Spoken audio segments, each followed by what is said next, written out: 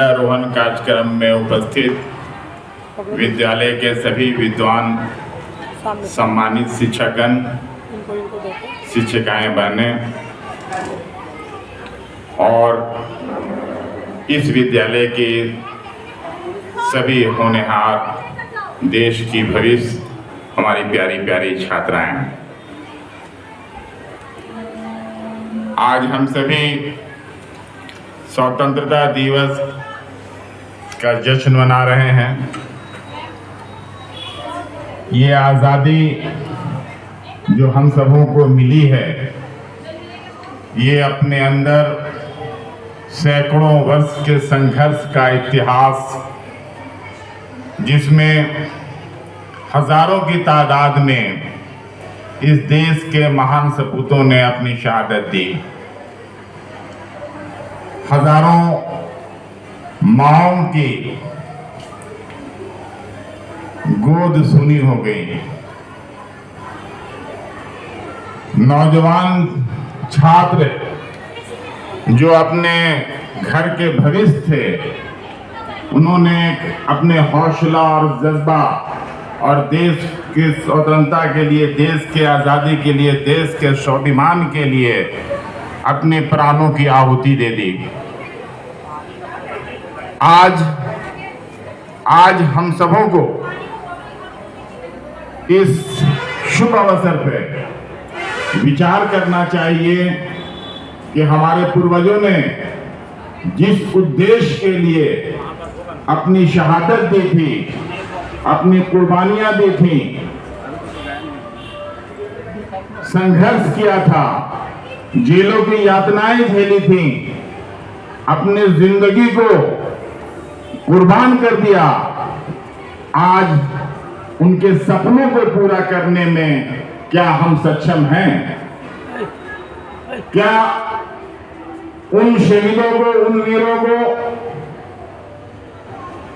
की आत्माओं को हम शांति प्रदान कर रहे हैं? ये हम लोगों को आज सोचने की आवश्यकता है।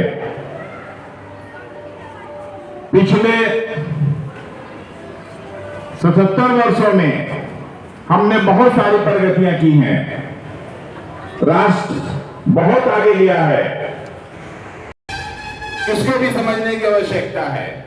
आजादी से पहले जब हम गुलामी के दौर में थे, तो नियम का तोड़ना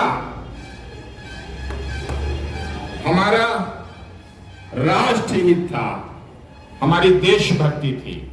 लेकिन आज जब हमारा देश स्वतंत्र हो गया, हमारा गणतंत्र लागू हो गया, हमारा संविधान बन गया, तो आज इन नियमों को ढोना, इन नियमों पर चलना, ये हमारी जिम्मेदारी है।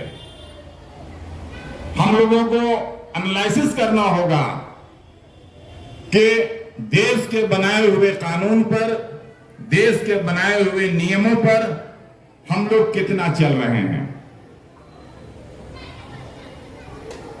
जिस संस्था के साथ हम और आप जुड़े हुए हों, उस संस्था के साथ हम सबों को अपनी ईमानदारी बरतनी चाहिए।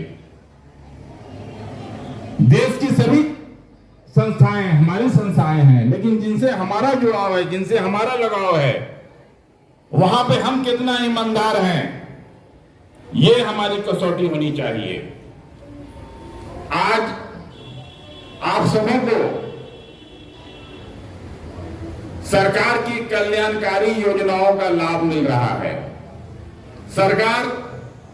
सरकारें आ रही हैं, जा रही हैं, लेकिन सभी सरकारें इस देश के अच्छे भविष्य के लिए, हम सबों के अच्छे भविष्य के लिए कोशिश कर रही हैं, कल्याणकारी योजनाएं ला रही हैं। लेकिन हम सभी उन कल्याणकारी योजनाओं का लाभ लेकर के इस देश को कितने प्रगति पर पहुंचा रहे हैं, ये भी हम सबों को विचार करने की आवश्यकता है।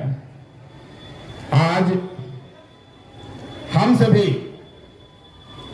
कभी कभी अपने दायित्व, अपने कर्तव्य से भटकते हुए नजर आते हैं। एक छोटा सा एग्जाम्पल दे करके, आप लोग शेड में आ जाइए, शेड में आ जाइए।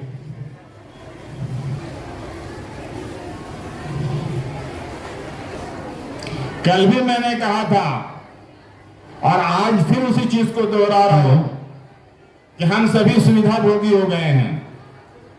हम सबों को इस देश ने जो दिया है उस कर्ज को हम लोग अदा नहीं कर रहे हैं।